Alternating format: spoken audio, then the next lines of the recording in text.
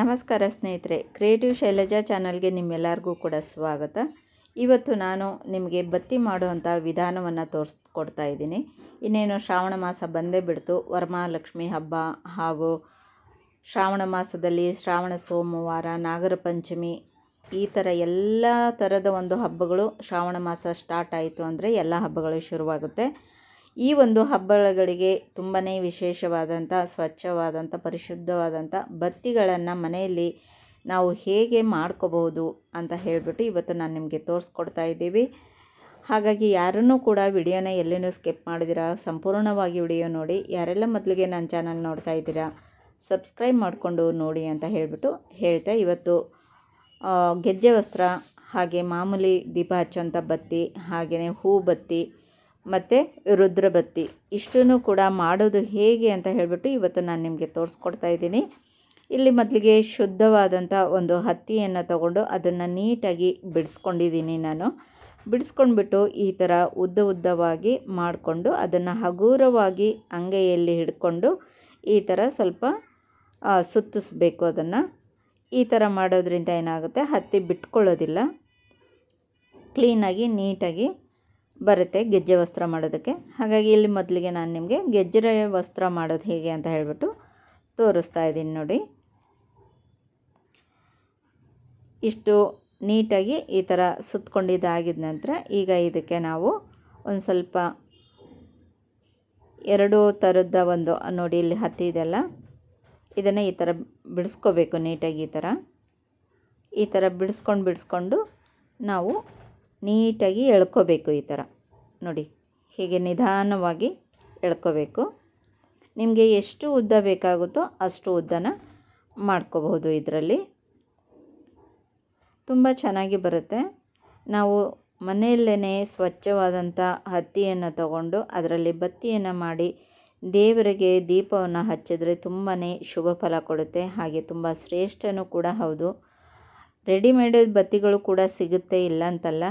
ಆದರೆ ನಾವೇ ಸ್ವತಃ ಮಡಿಯಿಂದ ಮನೆಯಲ್ಲಿ ವಿಶೇಷವಾದ ಹಬ್ಬಗಳಲ್ಲಿ ನಾವು ಒಂದು ಬತ್ತಿಯನ್ನು ಮಾಡಿ ದೇವರಿಗೆ ದೀಪವನ್ನು ಹಚ್ಚಿದ್ರೆ ತುಂಬ ಶುಭ ಅಂತ ಕೂಡ ಹೇಳಲಾಗುತ್ತೆ. ಆ ಕಾರಣದಿಂದ ಇವತ್ತು ನಾನು ನಿಮಗೆ ಈ ಒಂದು ವಿಡಿಯೋನ ತೋರಿಸ್ತಾ ಇದ್ದೀನಿ. ತುಂಬಾ ಸುಲಭವಾಗಿ ಮಾಡ್ಬೋದು ಗೆಜ್ಜೆ ವಸ್ತ್ರನೂ ಕೂಡ.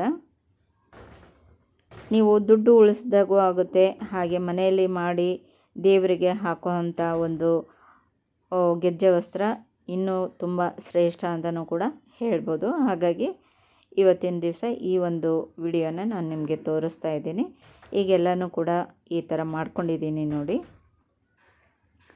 ಈಗ ಇದಕ್ಕೆ ಕುಂಕುಮ ಹಾಗೂ ಅರಿಶಿಣವನ್ನು ಹಚ್ಚೋದನ್ನು ತೋರಿಸ್ತೀನಿ ನೋಡಿ. ಹಸಿ ಹಾಲನ್ನು ತಗೊಂಡು ಒಂದು ಸ್ವಲ್ಪ ಅರಿಶಿಣವನ್ನು ಆ ಹಾಲಲ್ಲಿ ಮಿಕ್ಸ್ ಮಾಡಿಕೊಂಡು ನೋಡಿ, ನಿಮಗೆ ಎಷ್ಟು ಉದ್ದ ಬೇಕಾಗುತ್ತೋ ಅಷ್ಟು ಉದ್ದಕ್ಕೆ ಈ ಥರ ಅರಿಶಿಣವನ್ನು ಹಚ್ಕೊಳ್ತಾ ಹೋಗಬೇಕು. ಮಧ್ಯದಲ್ಲಿ ಒಂದು ಅರ್ಧ ಇಂಚು ಬಿಟ್ಟು ಆಮೇಲೆ ನೀವು ಇದನ್ನು ಈ ಥರ ಅಂಟಿಸ್ತಾ ಹೋಗಬೇಕು. ಇದು ಬಂದು ಅರಿಶಿಣದಂಥ ಗೆಜ್ಜೆ ವಸ್ತ್ರ. ಇದು ಗಣೇಶನಿಗಾಗಲಿ, ಗೌರಿಗಾಗಲಿ, ಅಥವಾ ವರಮಹಾಲಕ್ಷ್ಮಿಗೆ, ಆಮೇಲೆ ಶಿವರಾತ್ರಿಯಲ್ಲಿ ಎಲ್ಲ ಒಂದು ಹಬ್ಬಗಳಲ್ಲಿನೂ ಕೂಡ ನೀವು ಮನೆಯಲ್ಲೇ ಈ ಥರ ಗೆಜ್ಜೆ ವಸ್ತ್ರವನ್ನು ರೆಡಿ ಮಾಡ್ಕೋಬೋದು. ತುಂಬಾ ಶ್ರೇಷ್ಠ ಅಂತ ಹೇಳಿಬಿಟ್ಟು ಹೇಳ್ತಾರೆ. ಯಾಕಂದರೆ ನಾವು ಶುದ್ಧವಾಗಿ ಒಂದು ಸ್ನಾನ ಮಡಿಯಿಂದ ಈ ಒಂದು ಬತ್ತಿ ನೀಟ್ ಮಾಡ್ಕೊಂಡ್ಬಿಟ್ಟು ಅದರಲ್ಲಿ ಈ ಥರ ಬತ್ತಿ ಮಾಡಿ ಆಮೇಲೆ ಗೆಜ್ಜೆ ವಸ್ತ್ರಗಳನ್ನೆಲ್ಲ ಮಾಡಿ ದೇವರಿಗೆ ನಾವು ಅರ್ಪಿಸಿದ್ರೆ ತುಂಬಾ ಶ್ರೇಷ್ಠ. ಈಗ ಆಯಿತು ನೋಡಿ, ಇದು ಬಂದು ಅರಿಶಿಣ ಹಚ್ಚಿರೋಂಥ ಗೆಜ್ಜೆ ವಸ್ತ್ರ ಆಯಿತು ನೋಡಿ. ಎಷ್ಟು ಚೆನ್ನಾಗಿ ಬಂತಲ್ವ, ಎಷ್ಟು ಸುಲಭವಾಗಿ ಮಾಡ್ಕೋಬೋದು. ಈಗ ಕುಂಕುಮದಲ್ಲಿ ಗೆಜ್ಜೆ ವಸ್ತ್ರ ಮಾಡೋದು ಹೇಗೆ ಅಂತ ತೋರಿಸ್ತಾ ಇದ್ದೀನಿ ನೋಡಿ. ಆವಾಗ ಹೇಗೆ ಅರಿಶಿಣನ ಹಾಲಲ್ಲಿ ನೆನೆಸ್ಬಿಟ್ಟು ಆಮೇಲೆ ಮಾಡೋದು, ಸೇಮ್ ಅದೇ ಥರ ಇದಕ್ಕೂ ಕೂಡ ಒಂದು ಸ್ವಲ್ಪ ಹಾಲನ್ನು ಹಾಕ್ಕೊಂಡು ಹಸಿ ಹಾಲನ್ನು ತಗೋಬೇಕು, ಹಸುವಿನ ಹಾಲನ್ನು ತಗೋಬೇಕು. ಈಗ ಇದಕ್ಕೆ ಕುಂಕುಮವನ್ನು ಹಚ್ತಾ ಇದ್ದೀನಿ ನೋಡಿ. ಇದು ಅಷ್ಟೇ ಅರ್ಧ ಇಂಚಿಗೆ ಒಂದೊಂದು ಈ ಥರ ಕುಂಕುಮವನ್ನು ಇಡ್ತಾ ಹೋಗಬೇಕು. ನೀವು ಸಪ್ರೇಟಾಗಿ ಒಂದು ಕುಂಕುಮದ್ದು ಒಂದು ಅರಿಶಿನದ್ದು ಬೇಕಾದರೂ ಮಾಡ್ಕೋಬೋದು. ಇಲ್ಲ ಅಂತಂದರೆ ಒಂದು ಕುಂಕುಮ ಒಂದು ಅರಿಶಿನ ಆ ಥರ ಬೇಕಾದ್ರೂ ಕೂಡ ನೀವು ಹಚ್ಕೋಬೋದು, ಅದು ಕೂಡ ಚೆನ್ನಾಗಿ ಕಾಣುತ್ತೆ. ನೋಡಿ, ಅರಿಶಿನ ಕುಂಕುಮ ಗೆಜ್ಜೆ ವಸ್ತ್ರ ರೆಡಿ ಆಯಿತು. ತುಂಬಾ ಸುಲಭ ಗೆಜ್ಜೆ ವಸ್ತ್ರ ಮಾಡೋದು. ಈಗ ದಿನಾಲೂ ಬತ್ತಿ ದೀಪ ಹಚ್ಚೋದಕ್ಕೋಸ್ಕರ ಯಾವ ಥರ ಮಾಡೋದು ಅಂತ ಹೇಳಿಬಿಟ್ಟು ತೋರಿಸ್ತಾ ಇದ್ದೀನಿ ನೋಡಿ. ಇಲ್ಲಿ ಒಂದು ನಾನು ಮಣೆಯನ್ನು ತೊಗೊಂಡಿದ್ದೀನಿ, ಗಂಧದ ಮಣೆ. ನೀವು ಎಲ್ಲ ನೋಡಿರ್ತೀರ ಈ ಥರದ ಮಣೆಗಳು. ನಾನು ಇದರದ್ದು ಲಿಂಕನ್ನು ಕೊಟ್ಟಿರ್ತೀನಿ, ನೀವು ಅದನ್ನು ಬೇಕಾದರೆ ಆನ್ಲೈನಲ್ಲಿ ಬುಕ್ ಮಾಡಿಬಿಟ್ಟು ತರಿಸ್ಕೋಬೋದು. ಇದು ಗಂಧ ತೇದೋದಕ್ಕೆ ಆಮೇಲೆ ಬತ್ತಿ ಮಾಡೋದಕ್ಕೆಲ್ಲ ತುಂಬ ಯೂಸ್ ಆಗುತ್ತೆ. ಮೊದಲಿಗೆ ಹತ್ತಿಯನ್ನು ತಗೊಂಡು ಈ ಥರ ಉದ್ದುದ್ದವಾಗಿ ಮಾಡಿ ಇಟ್ಕೋಬೇಕು ನಾವು.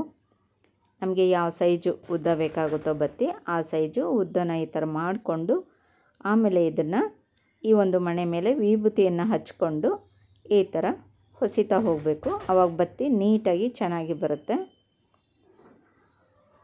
ಈ ಥರ ನಾವು ಮನೆಯಲ್ಲಿ ಮಾಡೋವಂಥ ಬತ್ತಿ ತುಂಬಾ ಚೆನ್ನಾಗಿ ಉರಿಯುತ್ತೆ. ನಾವು ಹೊರಗಡೆಯಿಂದ ತರೋವಂಥ ಬತ್ತಿ ಕೆಲವು ಸಲ ತುಂಬನೇ ಒಂಥರ ಕಪ್ಪು ಕಟ್ಕೊಳ್ಳುತ್ತೆ. ಇದಾದರೆ ಆ ಥರ ಕಪ್ಪು ಕಟ್ಕೊಳ್ಳೋದಿಲ್ಲ, ತುಂಬ ಚೆನ್ನಾಗಿ ನೀಟಾಗಿ ಉರಿಯುತ್ತೆ ಈ ಥರದ ಬತ್ತಿಗಳು. ನೋಡಿ ಬತ್ತಿ ಮಾಡೋದು ಹೇಗೆ ಅಂತ ಹೇಳಿಬಿಟ್ಟು ನೋಡಿದ್ರಲ್ಲ, ಇದು ಅಷ್ಟೇ ತುಂಬ ಸುಲಭ. ನೋಡಿ ಈ ಥರ ನೀವು ಮಾಡಿಟ್ಕೊಂಡ್ರಿ ತಿಂಗಳಿಗೊಂದು ಸಲ ಅಂತಂದರೆ ನೀಟಾಗಿ ನೀವು ಪ್ರತಿ ದಿವಸನೂ ಕೂಡ ಮನೆಯಲ್ಲಿ ಮಾಡಿರೋಂಥ ಬತ್ತಿಯ ಒಂದು ದೀಪವನ್ನು ಹಚ್ಬೋದು. ಈಗ ಇಲ್ಲಿ ನೋಡಿ, ಇದು ಬಂದು ರುದ್ರ ಬತ್ತಿ ಮಾಡೋದನ್ನು ತೋರಿಸ್ತಾ ಇದ್ದೀನಿ ನೋಡಿ. ಅಂದರೆ ಶ್ರಾವಣ ಸೋಮವಾರದಲ್ಲಿ ಶಿವನಿಗೆ ಈ ಥರ ಒಂದು ಬತ್ತಿಗಳನ್ನು ನೀವು ಮಾಡಿ ದೀಪವನ್ನು ಹಚ್ಚಿದ್ರೆ ತುಂಬಾ ಶ್ರೇಷ್ಠ ಅಂತ ಹೇಳಿಬಿಟ್ಟು ಹೇಳಲಾಗುತ್ತೆ. ಸ್ಟಾರ್ಟಿಂಗಲ್ಲಿ ಬತ್ತಿನ ನೋಡಿ, ಹತ್ತಿನ ಈ ಥರ ಸುತ್ಕೋಬೇಕು. ಇದು ಕೆಲವರಿಗೆ ಬರುತ್ತೆ, ಕೆಲವ್ರಿಗೆ ಬರಲ್ಲ. ಆದರೂ ಪರವಾಗಿಲ್ಲ, ಪ್ರಾಕ್ಟೀಸ್ ಮಾಡಿದ್ರೆ ಬಂದುಬಿಡುತ್ತೆ. ನಿಧಾನವಾಗಿ ದಾರದ ಥರ ಎಳ್ಕೋಬೇಕು. ಈ ಥರ ಎಳ್ಕೊಂಡು 5 ಸುತ್ತನ್ನು ಈ ಥರ ಮಾಡ್ಕೋಬೇಕು. 5 ಸುತ್ತನ್ನು ಆ ಥರ ಮಾಡಿಕೊಂಡು ಆ ಬತ್ತಿನ ಕಟ್ ಮಾಡ್ಕೋಬೇಕು. ನೋಡಿ ಈ ಥರ 5 ಸುತ್ತು. ಆಮೇಲೆ ಈ ಥರ ಹುರಿ ಹೊಡೆದ್ರೆ ಆಯಿತು, ಬತ್ತಿದು ರೆಡಿ ಆಯಿತು. ಇದೇ ಥರ ನಿಮಗೆ ಎಷ್ಟು ಬತ್ತಿ ಬೇಕಾಗುತ್ತೋ ಅಷ್ಟು ಬತ್ತಿನ ಮಾಡ್ಕೊಳ್ತಾ ಹೋಗ್ಬೋದು. ನೀಟಾಗಿ ದಾರದ ಥರನೇ ಬರುತ್ತೆ. ಈ ಥರ ಒಂದು ಕೈಯಲ್ಲಿ ಸುತ್ತು ಹೊಡಿತಾ ಇನ್ನೊಂದು ಕೈಯಲ್ಲಿ ದಾರನ ಬಿಟ್ಕೊಳ್ತಾ ಹೋಗಬೇಕು. ಈಗ 5 ಸುತ್ತನ್ನ ಈ ಥರ ಸುತ್ತಬೇಕು ನೋಡಿ. ಒಂದು ಕಡೆಗೆ 5 ಒಂದು ಕಡೆಗೆ 5 ಅಂದಾಗ 10 ಬತ್ತಿ ಆಗುತ್ತೆ. ಅದು 10 ಬತ್ತಿಯ ಲೆಕ್ಕ ಆಗುತ್ತೆ ನೋಡಿ. ರುದ್ರ ಬತ್ತಿನೂ ಕೂಡ ರೆಡಿ ಆಯಿತು. ಎಷ್ಟು ನೀಟಾಗಿ ಬಂತು ನೋಡಿ. ಈಗ ಇದರಲ್ಲೇ ನಾವು ಹೂ ಬತ್ತಿ ಮಾಡೋದನ್ನು ತೋರಿಸ್ತಾ ಇದ್ದೀನಿ ನೋಡಿ. ಸ್ವಲ್ಪ ಕೈಗೆ ಹಾಲನ್ನು ಹಚ್ಕೊಂಡು ಕೊನೆಯಲ್ಲಿ ಈ ಥರ ಮಾಡಿದ್ರಾಯಿತು. ಇದು ಹೂ ಬತ್ತಿ ರೆಡಿ ಆಯಿತು. ನೀವು ಇನ್ನೂ ದಪ್ಪ ಬೇಕು ಅಂದರೆ ದಪ್ಪ ಬೇಕಾದರೂ ಮಾಡ್ಕೋಬೋದು, ಇಲ್ಲ ಸಣ್ಣಕ್ಕೆ ಇರಲಿ ಅಂತಂತಂದರೆ ಸಣ್ಣದಾಗೇ ಮಾಡ್ಕೋಬೋದು. ಬತ್ತಿ ಮಾಡೋದಂತೂ ತುಂಬಾ ಸುಲಭ. ನಾವು ಶುದ್ಧವಾದಂಥ ಒಂದು ಹತ್ತಿಯನ್ನು ತಗೊಂಡು ಸ್ವತಃ ನಾವು ಮನೆಯಲ್ಲೇ ಬತ್ತಿಯನ್ನು ಮಾಡಿ ದೇವರಿಗೆ ದೀಪವನ್ನು ಹಚ್ಚಿದ್ರೆ ತುಂಬಾ ಶ್ರೇಷ್ಠ. ಇದರಲ್ಲಿ ಗೆಜ್ಜೆ ವಸ್ತ್ರ, ಹಾಗೆ ಹೂ ಬತ್ತಿ, ಆಮೇಲೆ ಬಿಲ್ಪತ್ರೆ ಬತ್ತಿ, ಆ ಥರ ಎಲ್ಲನೂ ಕೂಡ ಪ್ರತಿಯೊಂದು, ಆಮೇಲೆ 365 ಬತ್ತಿಯ ಒಂದು ಬತ್ತಿ ಅದು ಕೂಡ ಮಾಡ್ಬೋದು ನೋಡಿ. ಹೂ ಬತ್ತಿ ಕೂಡ ಎಷ್ಟು ನೀಟಾಗಿ ಬಂತಲ್ವ. ನಾವು ಮನೆಯಲ್ಲಿ ಮಾಡೋವಂಥ ಬತ್ತಿ ಕಲರು ಅಷ್ಟೇ ತುಂಬ ವೈಟ್ಗೆ ತುಂಬ ಶುದ್ಧವಾಗಿರುತ್ತೆ. ಹಾಗಾಗಿ ಈ ಥರ ಒಂದು ಬತ್ತಿಗಳು ನಾವು ಮನೆಯಲ್ಲೇ ಮಾಡ್ಕೋಬೋದು. ಈಗ ಸೋಮವಾರ ಹಚ್ಚೋದಕ್ಕೋಸ್ಕರ ಈ ರುದ್ರ ಬತ್ತಿಗಳನ್ನು ಯಾವ ಥರ ನಾವು ಹಚ್ಬೋದು ಅಂತಂದರೆ 51 ಬತ್ತಿ, 21 ಬತ್ತಿ, ಆ ಥರ ನಮಗೆ ಎಷ್ಟು ಬತ್ತಿ ಬೇಕಾಗುತ್ತೋ ಅಷ್ಟು ಬತ್ತಿಗಳನ್ನು ಹಿಡ್ಕೊಂಡು ಅದಕ್ಕೆ ಮಧ್ಯದಲ್ಲಿ ಈ ಥರ ಒಂದು ಬತ್ತಿನ ಸುತ್ತಿ ಅದನ್ನು ನಾವು ಈಶ್ವರನಿಗೆ ಪ್ರತಿ ಸೋಮವಾರ ಅಂದರೆ ಶ್ರಾವಣ ಸೋಮವಾರದಲ್ಲಿ ಈ ಥರ 5 ಬತ್ತಿಗಳನ್ನು ಕಟ್ಟಿ ಒಂದೊಂದು ಬತ್ತಿ ಮಾಡಿ ಇದರಲ್ಲಿ ತುಪ್ಪದ ದೀಪವನ್ನು ಹಚ್ಚಿದ್ರೆ ತುಂಬಾ ಶ್ರೇಷ್ಠ. ಇದರಲ್ಲೇ ನಾವು 108 ಬತ್ತಿಗಳು ಕೂಡ ಮಾಡ್ಕೋಬೋದು. ಎಲ್ಲನೂ ಸೇರಿಸಿ ಈ ಥರ ಒಟ್ಟಿಗೆ 108 ಬತ್ತಿಗಳನ್ನು ಮಾಡಿ ಕಟ್ಟಿಬಿಟ್ಟು ಶ್ರಾವಣ ಸೋಮವಾರದಲ್ಲಿ ಶಿವನ ಒಂದು ದೇವಸ್ಥಾನದಲ್ಲಿ ತುಪ್ಪದ ದೀಪವನ್ನು 108 ಬತ್ತಿಯ ಒಂದು ದೀಪವನ್ನು ಹಚ್ಚಿದ್ರೆ ತುಂಬಾ ಶ್ರೇಷ್ಠ. ಈಶ್ವರನಿಗೆ ತುಂಬಾ ವಿಶೇಷವಾದಂಥ ದೀಪಾರಾಧನೆ ಮಾಡಬೇಕು ಅಂತಂದರೆ ನಾವು 108 ರುದ್ರ ಬತ್ತಿಯ ಒಂದು ದೀಪವನ್ನು ಹಚ್ಚಿ ಆರತಿ ಮಾಡಿದ್ರೆ ತುಂಬಾ ಶ್ರೇಷ್ಠ ಸ್ನೇಹಿತರೆ. ಇವಾಗ ಇದು 108 ಇದೆ ನೋಡಿ. ಈ ಥರ 108ನ್ನು ನಾವು ಎಣಿಸ್ಕೊಂಡು ಇದಕ್ಕೆ ದಾರವನ್ನು ಕಟ್ಕೋಬೇಕು.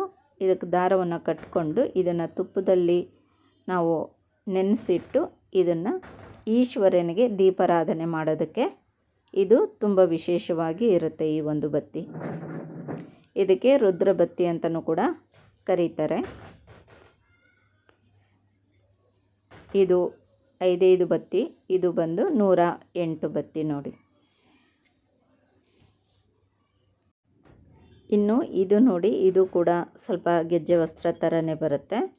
ಇದು ಈ ಥರ ಇಂಟು ಮಾರ್ಕಲ್ಲಿ ಹಾಕ್ಕೊಂಡು ಈ ಒಂದು ಬತ್ತಿನ ಮಾಡಬೇಕಾಗುತ್ತೆ. ಇದು ಬಂದು ನಾಗರ ಪಂಚಮಿಗೆ ತುಂಬಾ ವಿಶೇಷವಾಗಿ ಇರುತ್ತೆ, ಯಾಕಂದರೆ ತುಂಬ ಹಗುರವಾಗಿರುತ್ತೆ ಈ ಬತ್ತಿ. ನೋಡಿದ್ರಲ್ಲ ಸ್ನೇಹಿತರೆ, ಶ್ರಾವಣ ಮಾಸಕ್ಕೆ ದೇವರ ಪೂಜೆಗೆ ಒಂದು ಬತ್ತಿಗಳು ಹೇಗೆ ಮಾಡೋದು ಅಂತ ಹೇಳಿಬಿಟ್ಟು ಇವತ್ತು ನಾನು ನಿಮಗೆ ತೋರಿಸ್ಕೊಟ್ಟೆ. ಈ ಒಂದು ವಿಡಿಯೋ ಇಷ್ಟ ಆದರೆ ಲೈಕ್ ಮಾಡಿ, ಶೇರ್ ಮಾಡಿ, ಹಾಗೆ ನನ್ನ ಚಾನಲ್ನ ಸಬ್ಸ್ಕ್ರೈಬ್ ಮಾಡ್ಕೊಳ್ಳಿ ಸ್ನೇಹಿತರೆ. ದೇವಿ ಸುರೇ